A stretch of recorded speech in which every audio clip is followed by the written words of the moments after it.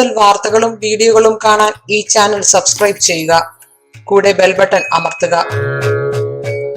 നമസ്കാരം. ഏഷ്യാനെറ്റ് ടിവിയുടെ എപ്പിസോഡിലേക്ക് എല്ലാ മനഃപ്രേക്ഷകർക്കും ഹൃദയം നിറഞ്ഞ സ്വാഗതം. ഇന്നത്തെ നമ്മുടെ വിഷയം, പഠിക്കുന്ന കുട്ടികൾ ഈ 3 ദേവതകളെ മുറുകെ പിടിച്ചാൽ ഉന്നത വിജയം.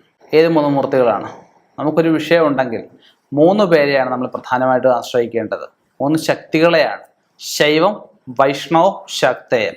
ഈ 3 ശക്തികളെ തീരാത്ത ഒരു പ്രശ്നവും ഭൂമിയിൽ നിന്നല്ല എങ്ങും തന്നെ ഇല്ല. അപ്പം നമുക്ക് ആ 3 ശക്തികളുടെ 3 ബലവത്തായിട്ടുള്ള 3 സ്വരൂപങ്ങളെ കുറിച്ച് നോക്കാം.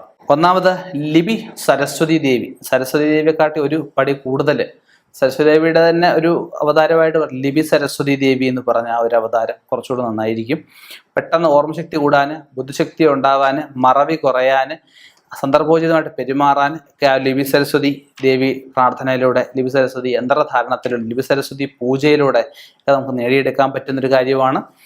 രണ്ടാമത് ഹയഗ്രീവ വിഷ്ണു. ഹയഗ്രീവ മഹാവിഷ്ണു എന്ന് പറയും. മഹാവിഷ്ണു ഭഗവാന്റെ വിദ്യാരാജഗോപാലൻ പോലെ തന്നെ വിദ്യാരാജഗോപാലൻ എന്തുവാ?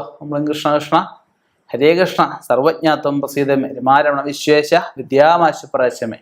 അത് വിദ്യാരാജഗോപാലത്തിനെക്കാട്ടിലും ഒരു പടി കൂടുതലായിട്ടുള്ള ഹയഗ്രീവ മഹാവിഷ്ണു എന്ന് പറയുന്ന ആ ഒരു സ്വരൂപത്തിലുള്ള മന്ത്രം, അല്ലെ ആ ഒരു സ്വരൂപത്തിലുള്ള യന്ത്രം ഒക്കെ ധരിച്ചുകൊണ്ട് അവരുടെയൊക്കെ പൂജയൊക്കെ ചെയ്തുകൊണ്ട് മുന്നോട്ട് പോയി കഴിഞ്ഞാൽ നമുക്ക് ഏറ്റവും ശ്രേഷ്ഠമായിട്ടുള്ളൊരു കാര്യമാണ് പഠിത്തം, വിദ്യാഭ്യാസം എന്നുള്ള ആ ഒരു വിദ്യ അഭ്യസിക്കുക. ആ അഭ്യാസം കൊണ്ട് നമുക്ക് ഗുണമുണ്ടാവുക.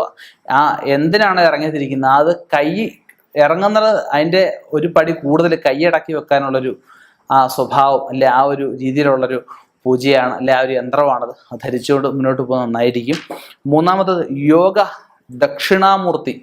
അതായത് യോഗാസനത്തിൽ നമ്മൾ അയ്യപ്പൻ്റെയൊക്കെ ഫോട്ടോ, ശാസ്താവിൻ്റെ ഫോട്ടോ കണ്ടില്ലേ? യോഗ പട്ടാസനം എന്ന് പറഞ്ഞ ആസനത്തിലാണ് അയ്യപ്പൻ ഇരിക്കുന്ന ആ ഒരു അവസ്ഥയാണ്. നമ്മൾ പൂജ കഴിയുമ്പോഴത്തേക്കും ഭസ്മഭൂഷിതനായിട്ട് നടയടച്ചിട്ട് പോരുക. ഭഗവാൻ തപസ്സിരിക്കുക എന്നുള്ള സങ്കല്പത്തിലാണ് ഇരിക്കുന്നത് കണ്ടില്ലേ? ആ കാലൊക്കെ മടക്കി വെച്ചിട്ട്.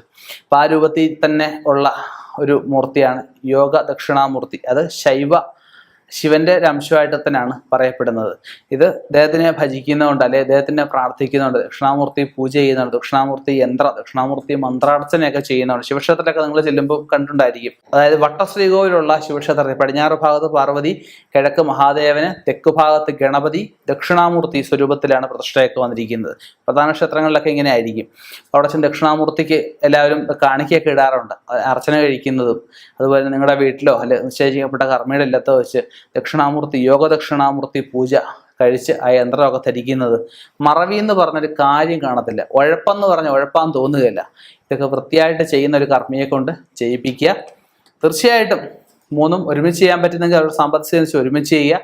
ഇല്ലെങ്കിൽ അതിനെക്കൂടെ പറ്റാവുന്ന രീതിയിൽ ഏതെങ്കിലും ഒന്നായാലും ചെയ്ത് മുന്നോട്ട് പോയി കഴിഞ്ഞാൽ, ബുധൻ എത്ര മൗഢ്യമുള്ള ഒരാളുടെ ജാതകമായാലും വൃത്തിയായിട്ട് ഈ പൂജ ചെയ്ത് മുന്നോട്ട് പോയാൽ, അത് ഓരോരുത്തരുടെ സംഖ്യ അനുസരിച്ച് 1, 3, 5, 7 അങ്ങനെ ഏത് സംഖ്യ അളവിൽ വേണമെങ്കിലും ചെയ്യാം.